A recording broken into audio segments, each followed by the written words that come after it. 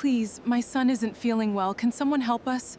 Please call the airport medical team. Tired. Ma'am, medical assistance is on the way. Please stay with him. Please, look at your son. He needs you.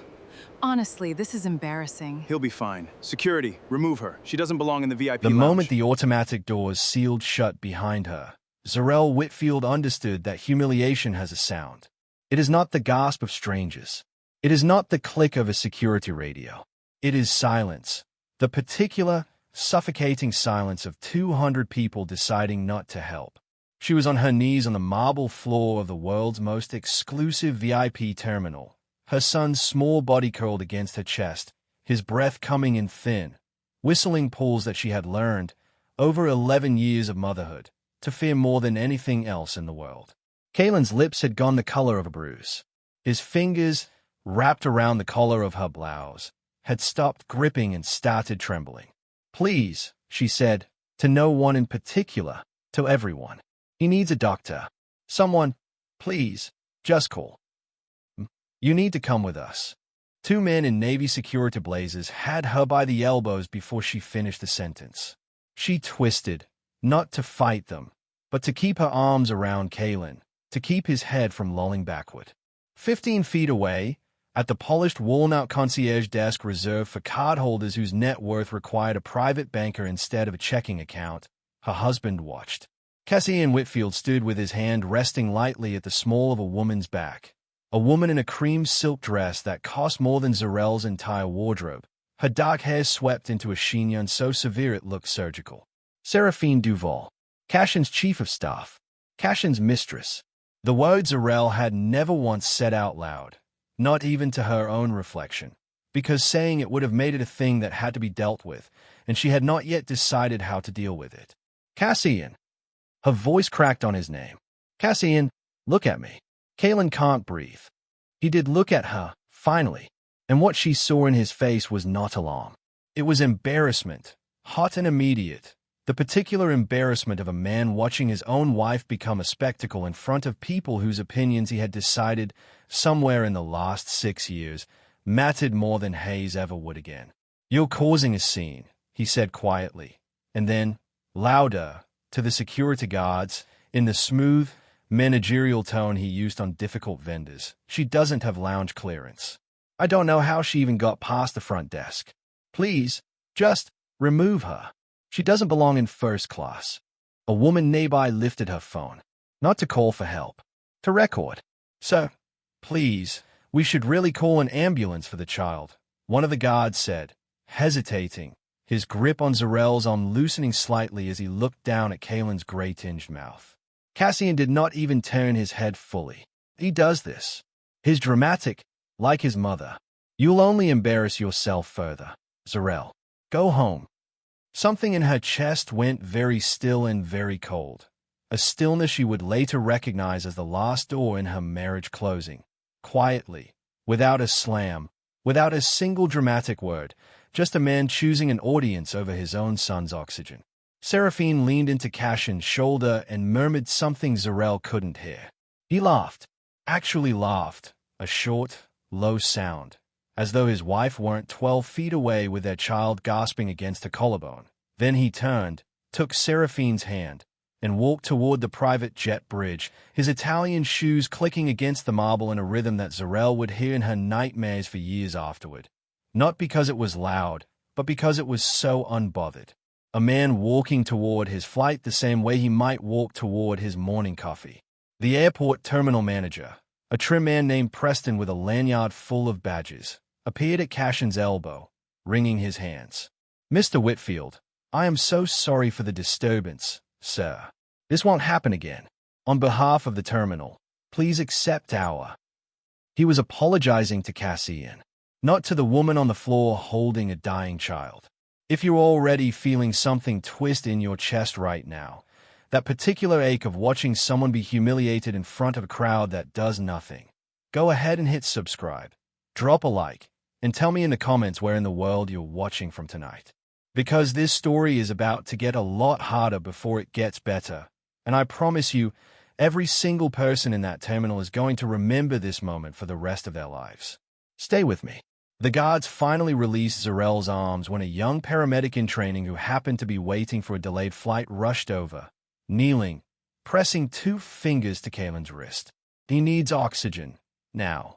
This is an asthma attack compounding into anaphylaxis. Does he have an EpiPen? Zarel's hands were already moving, pulling the small auto-injector from the inner pocket of her piece, the one she carried everywhere, the one Cassian had mocked her for once, calling it paranoid, calling her a woman who makes emergencies out of nothing to get attention. She pressed it into the stranger's palm because her own hands were shaking too hard to trust. Within 90 seconds, color was returning to Kalen's lips. Within 2 minutes, airport medical staff arrived with a proper oxygen mask. And only then, only once the emergency was neutralized by strangers, by the kindness of people who owed her nothing, did anyone from airport management so much as glance in Zarel's direction with something other than irritation. She sat on the cold marble floor of a terminal she had walked through 1,000 times in her life, cradling her son's head in her lap, watching the gate numbers blur through tears she refused to let fall in front of these people. She would not give them that. Not the recording woman, not the guards who had grabbed her, not Preston with his lanyard, and certainly not Cassian, wherever his jet was by now, 30,000 feet above the desert with a woman who wasn't his wife. What none of them knew, what not one single soul in that gleaming, marble-floored, champagne-scented terminal understood, was that the woman they had just dragged across the floor like an inconvenience owned the terminal. She owned the runway their jets departed from. She owned the fuel in the tanks, the maintenance hangars, the pilot training academy 3 miles east of the property, and the holding company that had quietly acquired 40% of this airport's private aviation contracts 11 years earlier, back when her father was still alive and still teaching her, in secret, everything a Vaughn needed to know. Zarel Whitfield's maiden name was Vaughn, and in exactly 3 hours, every senior executive employed at Meridian International, the very airport that had just watched her be thrown onto the floor while her son turned blue, would receive an emergency summons to a boardroom they had never, in their careers, been invited to enter on a Tuesday afternoon. There, they would find the woman from the security footage waiting for them in a chair at the head of the table. But she did not know that yet either. Not fully. Not the shape it would take. Right now she only knew that her son was breathing, that her husband had left her on a floor to be embarrassed by her own body's grief, and that something inside her, something patient, something that had been waiting 11 years for permission, had just quietly, finally, run out of patience. 6 years earlier, Cassian Whitfield had fallen in love with a woman who wore the same gray wool coat for 3 winters in a row. He would tell that story at dinner parties, in the early years, as though it were charming, how he'd met her stocking bookshelves at a small non-profit literacy center in Ohio, wearing scuffed boots and no makeup, laughing at something a child had said with a whole unguarded face. He told it like it was a fairy tale about a man humble enough to fall for simplicity. He no longer told that story. He hadn't told it in almost 4 years. Zarel remembered the version of Cassian who used to sit across from her at a diner counter and ask real questions. Not what's your net worth questions, not who's your family questions, but what do you actually think happens to us when we die questions. He used to listen like her answers mattered. He proposed with a ring that had belonged to his grandmother, not because it was small, though it was, but because he wanted to give her something with history instead of something with a price tag. She married that man in a backyard in Ohio with 60 guests and a homemade cake that leaned slightly to the left. She did not know, not for another 2 years, that the reason a wealthy young executive had been sitting alone at a diner counter in a small Ohio town in the first place was because his father, an executive at a mid-sized logistics firm, had sent him there specifically to court a business opportunity. Not her, a company, a small aviation parts supplier that, at the time, nobody realized was actually a subsidiary quietly owned by a reclusive aviation magnate named Alaric Vaughn. Cassian never knew the woman he fell for at that diner counter. Zarel and Whitfield, née Vaughn, was the magnate's only daughter, hidden, deliberately, from a business world her father distrusted, raised under her mother's maiden name so that no fortune hunter, no strategic marriage, no calculating rival could ever find her before she was ready to be found. Cassian believed, for the entirety of their marriage, that he had built his own empire. He had not. He had been handed one small, unremarkable logistics subsidiary, Vaughan Regional Freight, a company so minor it barely registered on Alaric Vaughan's overall portfolio. As a test, Alaric had done this quietly, through intermediaries, the year before Zarel met Cassian, curious whether the ambitious young man dating his invisible daughter had any real talent, only appetite. Cassian had, to his credit, worked the small freight company hard. He grew it. He was, in his narrow lane, genuinely good at logistics and mergers. Over 6 years, he expanded Vaughan Regional Freight from a 4-truck operation into a respectable $300 million logistics arm. He believed this made him self-made. He never once discovered that the freight company's earliest, most crucial contracts, the ones that had let him scale so fast, the ones that made investors take him seriously, had been quietly steered his way by his own father-in-law, a man who never attended their wedding, who Cassian had met exactly twice in 6 years, both times at brief, awkward dinners where Alaric Vaughan had studied him with an unreadable expression and said very little. Zarel had asked her father once, gently, why he never told Cassian who she really was. Because, Alaric said, in the study of the old lake house, turning his pocket watch over in his weathered hands, a man needs to love the coat before he's told what's sewn into the lining. She hadn't understood him then. She understood him with devastating clarity now. The shift in Cassian had not happened all at once. It happened the way water erodes stone, the way a marriage rarely collapses in a single moment, but instead in 10,000 small ones, each so minor it seems almost embarrassing to mention.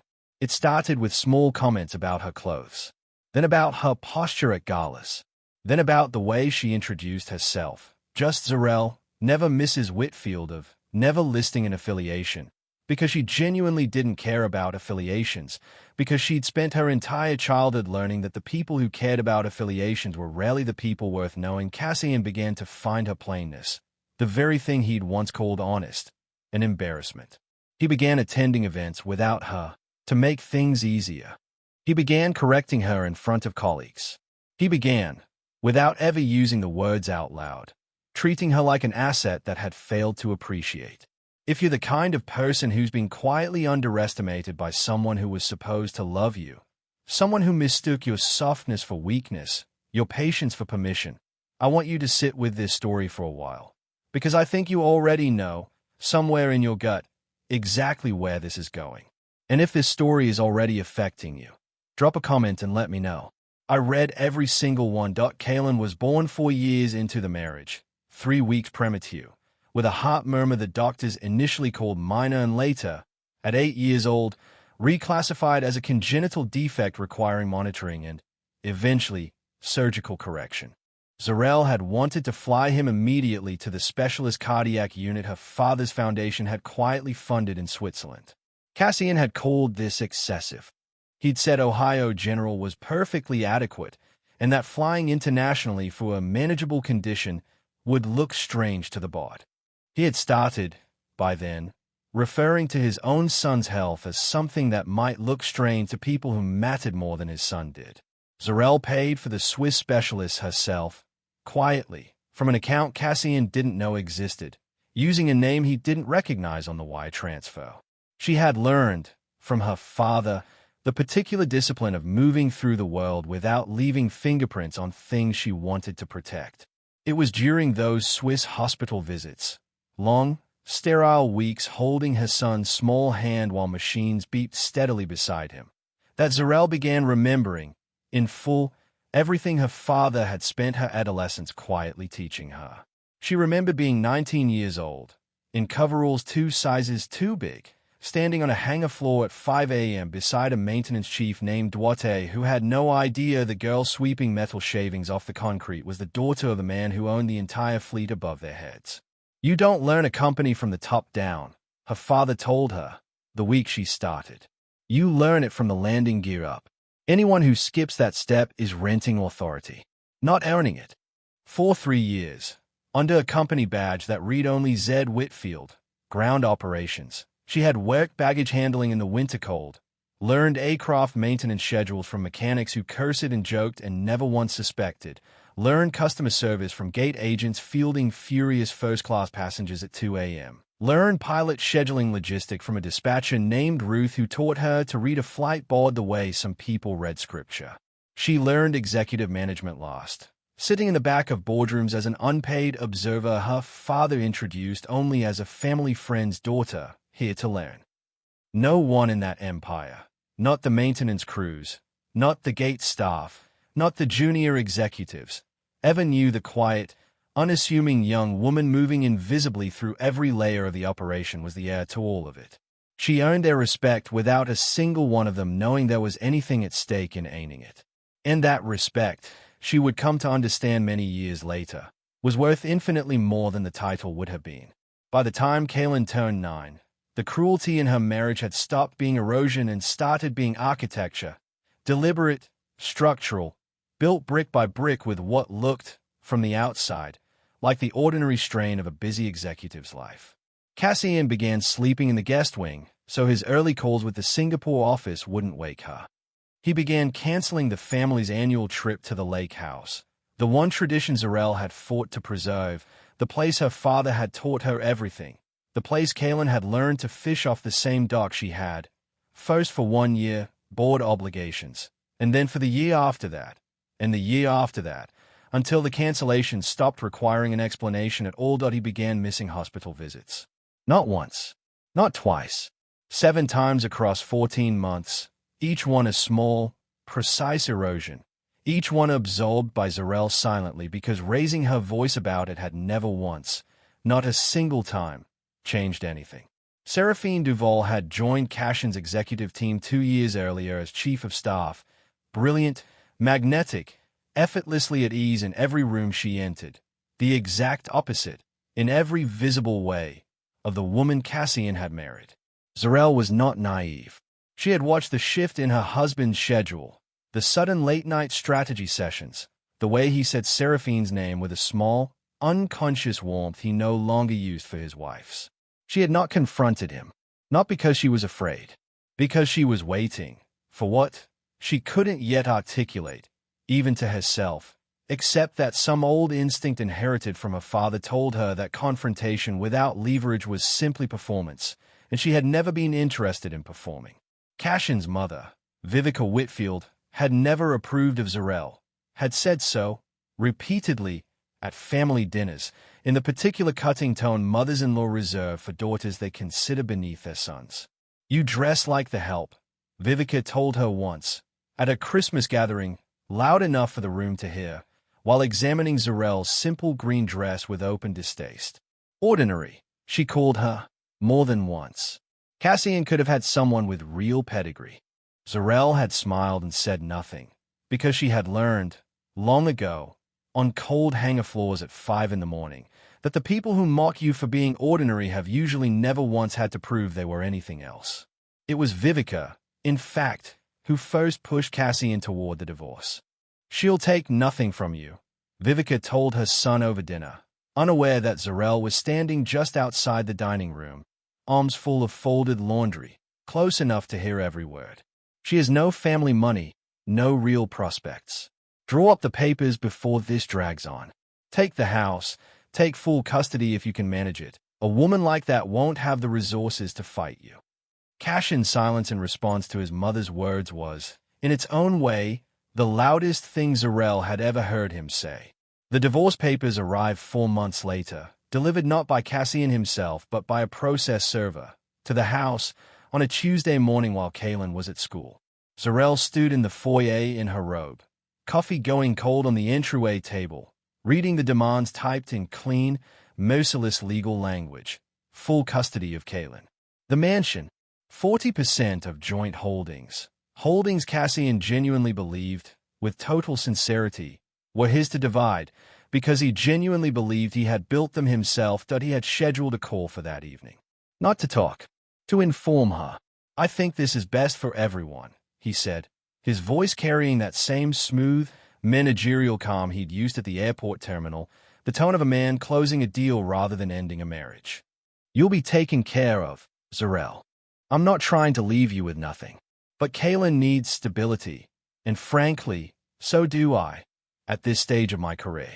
I need someone who understands the world I move in. And Seraphine understands that world, Zarel said. It wasn't a question. The pause on the line told her everything his answer never would. That's not what this is about, he said, which was, of course, exactly what it was about. She hung up before he finished the sentence, sat down at the kitchen table where 6 years earlier she had once done math homework with a boyfriend who asked real questions, and, for the first time in 11 years, picked up her phone and called a number she had not dialed since her father's funeral. The chairman of Vaughn Global Aviation Group answered on the second ring, his voice instantly recognizable, warm and formal in equal measure. "Miss Vaughn," he said, "not Mrs. Whitfield, never Mrs. Whitfield, not from this man. It has been a long time. How is your son?" "He needs surgery," Zarel said quietly, "and I think it's time I came home." There was a brief silence on the line, and then the chairman said the words she would carry with her for the rest of her life, the words that would set every remaining event of this story into motion. "The board has been ready for you since the day your father passed, Miss Vaughn. We have simply been waiting for you to be ready for us. If this is the part of the story where your stomach just did something, where you felt that little flicker of hope, that sense that the tide is about to turn, that's exactly the feeling I want you carrying into the rest of this story with you. Comment below if you've ever had a moment in your own life where you finally decided, quietly, that you were done waiting for someone else's permission to be powerful. I read every single one of these, and I promise you, this story only gets bigger from here." Word of Zarel's father, and of her mysterious family connections, had started leaking into Cashin's world in small, disorienting fragments over the preceding months. Fragments he dismissed each time, too consumed with his own ascent to examine them closely. An elderly captain, waiting with his family at Meridian International's general boarding gate months earlier, had spotted Zarel across the terminal and, without a word of explanation, straightened his shoulders and offered her a crisp, formal salute, the kind reserved for someone of significant rank. Cassian had laughed it off as mistaken identity. "You have one of those faces," he'd told her, already checking his phone. A janitor cleaning the private aviation lounge one evening, an older woman with kind eyes, had paused her mop, looked directly at Zarel, and said, softly, "Welcome back, Miss Vaughn," before continuing her work as though nothing unusual had happened at all. Zarel had simply thanked her and walked on. Cassian hadn't even been listening. At a shareholders' gala 8 months prior, a photograph on a hallway wall, decades old, slightly yellowed, had briefly caught Cashin's eye, a teenage girl standing beside an unmistakably powerful older man in front of a newly unveiled aircraft, both of them squinting into the sun, both of them smiling the exact same restrained smile. He hadn't looked closely enough to recognize his own wife's eyes in that photograph. He had been checking his watch, impatient to find Seraphine in the crowd. Twice, at separate corporate functions, executives from unrelated firms had approached Zarel with a peculiar, deferential caution, the caution of men and women who recognized a name on a shareholder registry that Cassian had never once thought to ask about, because Cassian had never once considered that his quiet, unassuming wife might be a name worth researching. Each of these moments had passed through Cashin's life like static, background noise, easily dismissed, easily forgotten, because he had never once imagined a version of the world in which the woman he'd grown embarrassed of might hold more power in her name than he had built in 6 years of relentless, calculated ambition. Zarel had let him dismiss every single one. Not out of deception, not truly, but because she was still, even then, waiting to see whether the man she'd married would ever look at her closely enough to ask a real question again. He never did. 3 days after the divorce papers arrived, 3 days after the chairman's call, Zarel sat across from her family's longtime estate attorney, Miriam Okafor, in a private office with the blinds drawn, going through documents that had been sitting, dormant and waiting, in a trust structure since her father's death 7 years earlier. "Everything is in place," Miriam told her, sliding a folder across the desk. "Trust activation clauses, voting share transfers, the full architecture of an empire that had, for 7 quiet years, been operating under professional management while its true heir raised her son in willful, deliberate obscurity. The moment you formally activate the trust, Mrs. Whitfield, Miss Vaughn, every board seat, every voting share, every holding company your father structured comes under your direct control within 72 hours. Including, she added, glancing up, controlling interest in Meridian International Airport and its parent aviation conglomerate, the same conglomerate that currently hold a management services contract with Vaughan Regional Freight. The company Cassian believed he had built from nothing. Zarel sat with that information for a long moment, feeling something settle inside her chest that was not triumph, not yet, something quieter, heavier, more like grief for the version of her marriage that had once, briefly, been real. Activate it, she said finally. 2 weeks later, on an ordinary Tuesday morning, Cassian Whitfield stood at the private aviation check-in of Meridian International, his son coughing weakly in his mother's arms 15 feet behind him, and threw his wife out of the VIP lounge in front of 200 witnesses, without the faintest idea that he had just publicly humiliated the majority shareholder of the very airport beneath his expensive shoes. By the time his jet reached cruising altitude, an emergency summons had already gone out to every senior executive at Meridian International and its parent aviation conglomerate, demanding their immediate presence in the executive boardroom. The message included only one line beyond the time and location. The majority shareholder has returned and will be addressing the board this afternoon regarding a serious incident involving airport personnel. Cassian, 30,000 feet in the air, phone in A-plane mode, had absolutely no idea that the meeting was about him, or that the serious incident was the sound of his own voice captured on 11 different phones in that terminal, saying the word "she doesn't belong" about a woman who, in exactly 4 hours, was going to walk into a boardroom and watch every single person in that airport's command structure rise to their feet the moment she entered the room.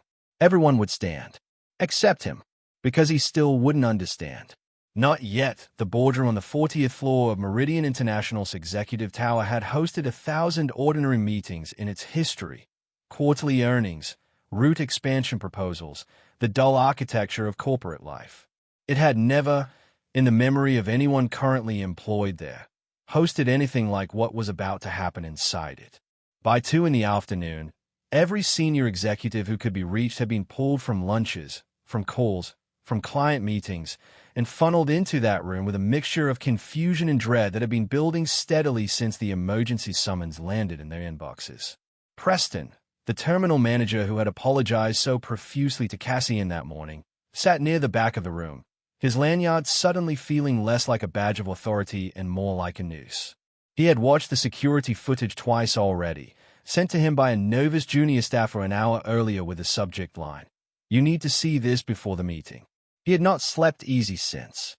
The chairman of Vaughan Global Aviation Group, a silver-haired man named Elias Marchetti who had served under Alaric Vaughan for over 30 years, stood at the head of the long walnut table, hands folded, waiting.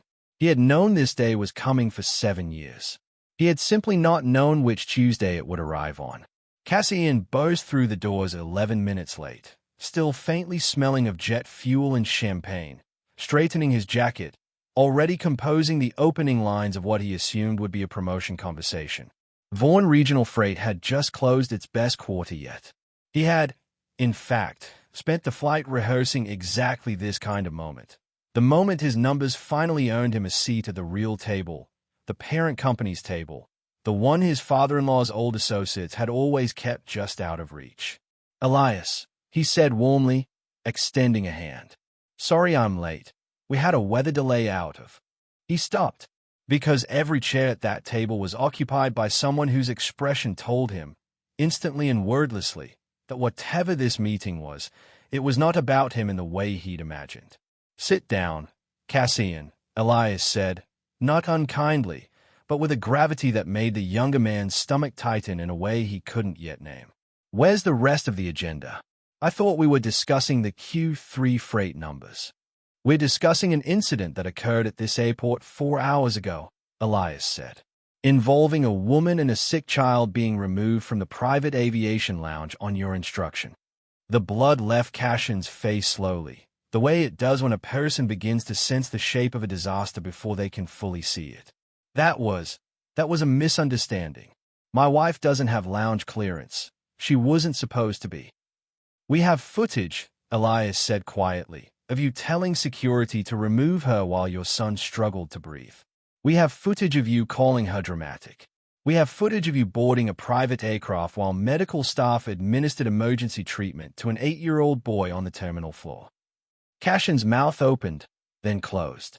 Around the table, several executives who had, until 4 hours ago, considered him a rising star within the organization, were now looking at him the way people look at wreckage on the side of a highway, with a kind of appalled fascination they couldn't quite look away from. With respect, Cassian said, his voice tightening, I don't understand why the parent company is involving itself in a private domestic matter. My wife has nothing to do with. The doors at the far end of the boardroom opened. Zarel walked in wearing the same simple charcoal coat she'd worn that morning at the terminal. Her hair still slightly windswept, her face composed in a way that gave away nothing of the 11 years compressed inside it. Kalen was not with her. He was resting at home under a nurse's care, stable, breathing easily, the emergency behind him.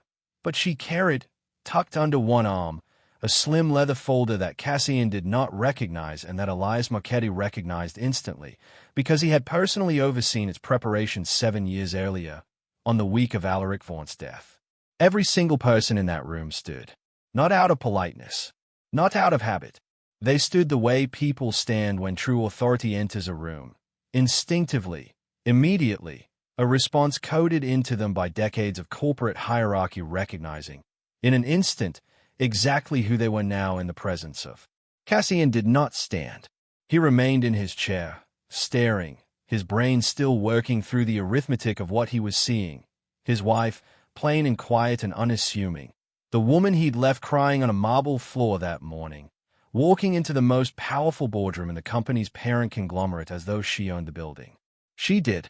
Miss Vaughn, Elias said, and the room, already standing, seemed somehow to still further. Thank you for coming. Vaughn, Cassian repeated, the word landing strangely in his mouth, as though he were trying out a foreign language. Zarel, what? What is he talking about? Elias did not wait for her to answer.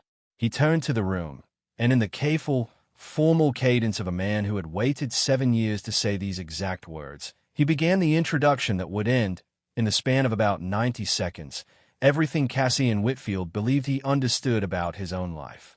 For those of you who have not had the privilege of meeting her, this is Zarel and Vaughn, daughter of Alaric Vaughan, founder of this conglomerate, sole heir to the Vaughan family trust.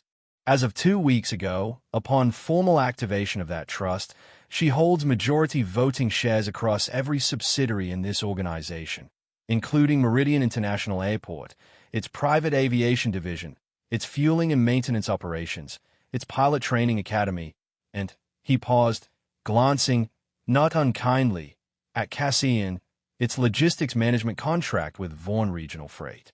If you've made it this far into the story, I need you to take a breath with me, because this is the moment.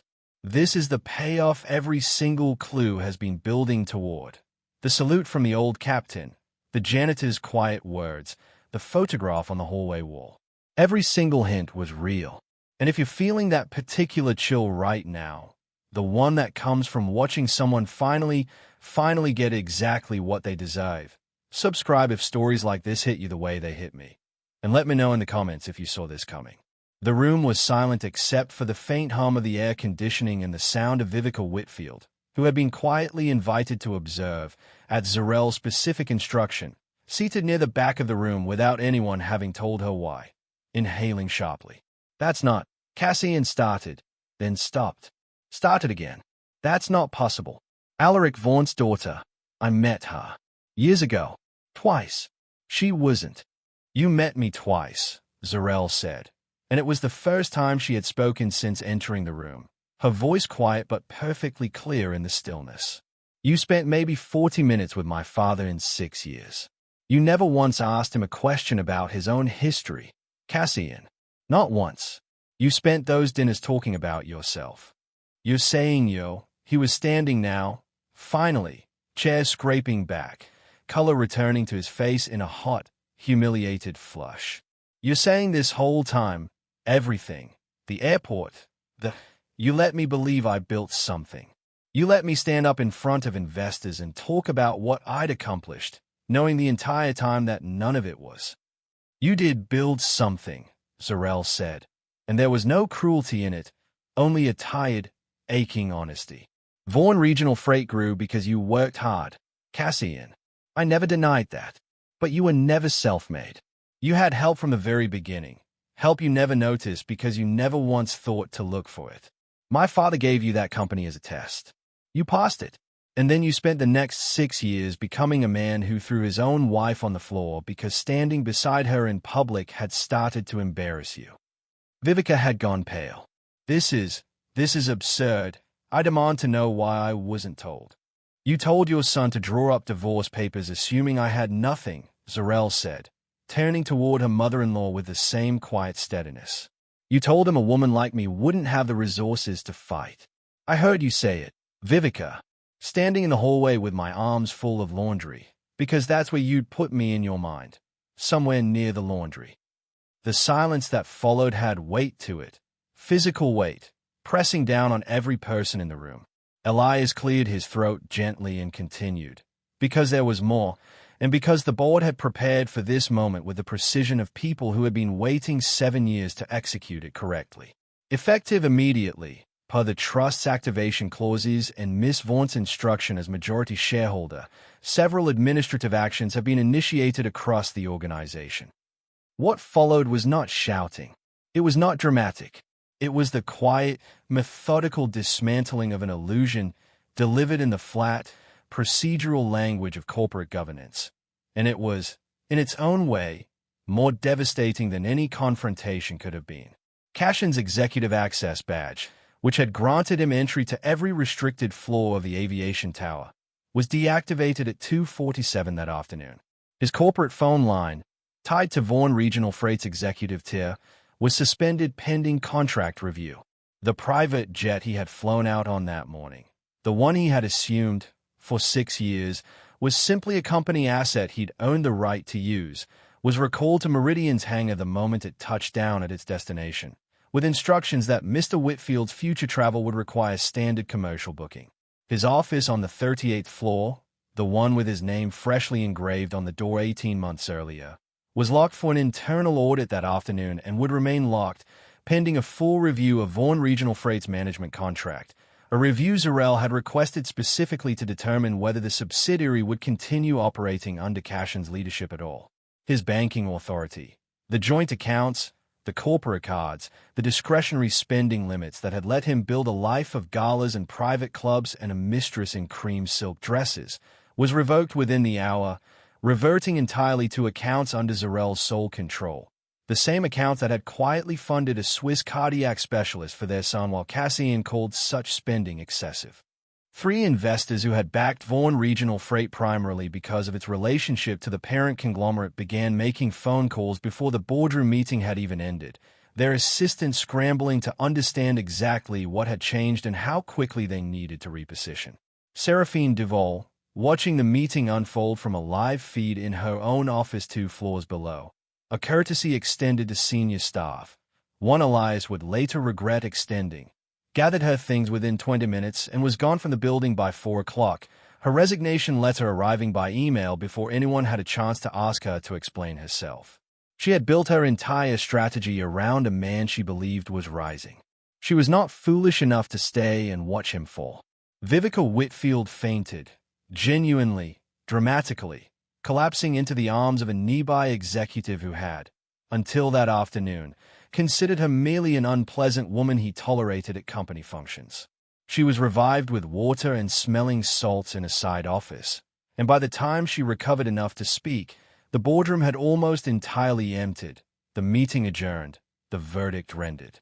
Cassian stood alone at the long walnut table, the room emptying around him in a slow, silent procession of former colleagues who could no longer quite meet his eyes and understood, in the specific, hollowing way a man understands only when it is far too late, that he had spent 6 years building a life on top of a foundation that had never once actually belonged to him. If this story is making you feel something right now, That particular satisfying ache of watching consequences finally arrive for someone who earned them. Comment below and tell me if you've ever watched karma work in your own life, in your own time, in its own strange way. It always comes. Sometimes it just takes longer than we'd like.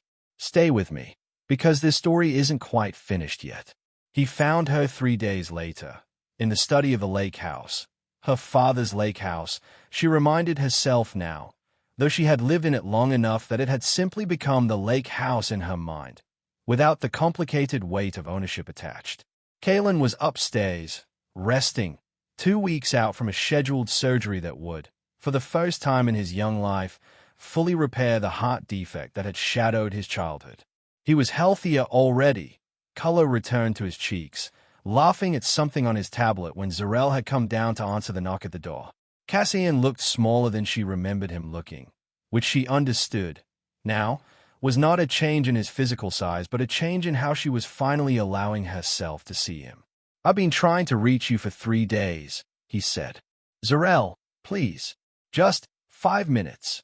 She let him in, not because she owed him anything, but because 11 years deserved, she thought, at least one honest conversation before it ended entirely.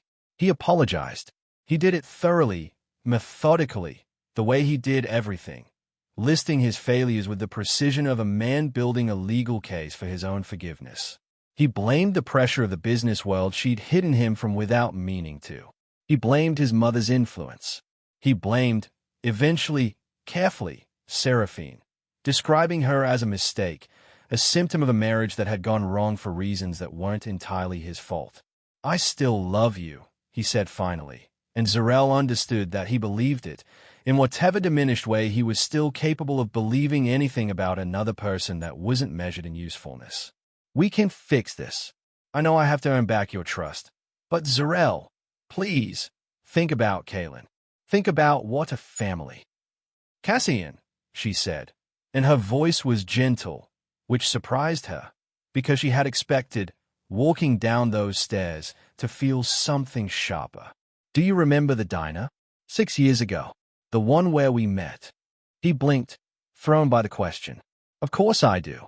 You asked me once what I thought happened to us when we died. Do you remember that?" He hesitated. "I don't remember the specifics. But—" "You don't have to remember the specifics," she said. "I just need you to understand that the man who asked me that question is not the man who told a room full of strangers that I don't belong in first class while our son couldn't breathe. Somewhere between that diner counter and that airport terminal, you decided that appearances mattered more than the people standing next to you. The moment you chose that, and it wasn't one moment, Cassian, it was 1,000 small ones, you stopped being the man I married." "Zarel, I'm not angry anymore," she said, and she realized, saying it, that it was true. "I was angry for a long time, but mostly now I'm just tired. And I have a son upstairs who deserves a mother who isn't spending her energy trying to fix a marriage that stopped being real years before I finally admitted it to myself." She walked him to the door. He stood on the porch for a long moment, looking at her the way a man looks at something he's only just realized, far too late, he was never going to get back. "For what it's worth," he said quietly, "I am sorry. Genuinely." "I believe you," she said. And she did. It simply no longer changed anything. She closed the door, gently, and did not watch him walk to his car. 6 months later, the sky above Meridian International was streaked gold with the kind of late afternoon light that made even a working airport look, for a few minutes each day, almost impossibly beautiful. Kaylin stood on the rooftop observation deck near the executive hangar, 9 years old now, fully recovered from his surgery, his color better than it had been in years, watching the aircraft lift off one after another into the amber sky with the particular fascination of a boy who had recently learned that his mother owned every single one of them. He had visited headquarters with her a dozen times since the boardroom meeting, and each time, something in him had grown a little steadier, a little more sure of his place in the world. Not because of the wealth, which he barely understood, but because of the way people looked at his mother now. Mechanics who had once taught her, unknowingly, how to read a torque wrench nodded to her with open respect. Gate agents who remembered Zed Whitfield from ground up smiled at her with genuine warmth. An old dispatcher named Ruth, retired now but visiting for the day, had hugged Zarel so hard Kaylin had laughed out loud. Nobody saluted her out of confusion anymore. They saluted her, when they did, because they knew exactly who she was, and had decided, freely, that she'd earned it. Zarel joined her son on the rooftop deck, carrying a small wooden box she had kept locked in her father's study for 7 years, waiting, without quite knowing it, for the right moment to open it. "What's that?" Kaylin asked. She knelt down beside him, opened the box, and lifted out a pair of tarnished brass pilot's wings, worn smooth at the edges from decades of handling, engraved on the back with initials that were not her father's, but her grandfather's, the man who had first built, from almost nothing, the foundation everything else had eventually grown from. "These were your great-grandfathers," she said, pressing them gently into Kaylin's palm. "Your grandfather Alaric wore them every day of his career, even after he became powerful enough that he never needed to prove anything to anyone ever again." Kaylin turned the wings over in his small hands, studying them with the seriousness only a child can bring to an object he doesn't yet fully understand the weight of. "Are they, like, a symbol of being in charge?" he asked. Zarel smiled, and looked out at the runway, at the aircraft lifting one by one into a sky that belonged, in some structural and legal sense, to her family, though she had long ago stopped thinking of any of it as belonging to her alone. "No," she said. "They are a reminder that the greatest leaders don't lift themselves up first. They lift everyone else up, quietly, patiently, long before anyone realizes there was ever a hierarchy to begin with. Your great-grandfather believed that. Your grandfather believed that. And someday, when you're ready, not because of a title and not because of a fortune, but because you've earned it the way every single person before you had to earn it, I hope you'll believe it too." Kaylin closed his fingers around the wings and looked up at her, his eyes bright with something that wasn't quite understanding yet, but would be, one day, when he was older, when he finally understood exactly what his mother had walked through to give him this moment on this rooftop, in this light, with his future stretching out ahead of him like the runways below. Behind them, the sun continued its slow fall toward the horizon, gilding the wings of 100 aircraft preparing for departure, each one carrying someone toward wherever they were finally, after a long time waiting, ready to go. If this story meant something to you, if you found yourself rooting for Zarel the way I did while writing this, share it with someone who needs to hear that quiet strength always outlasts loud cruelty. Subscribe for more stories like this one. And tell me in the comments the biggest lesson you're walking away with tonight. I read every single comment, and I'll see you in the next story.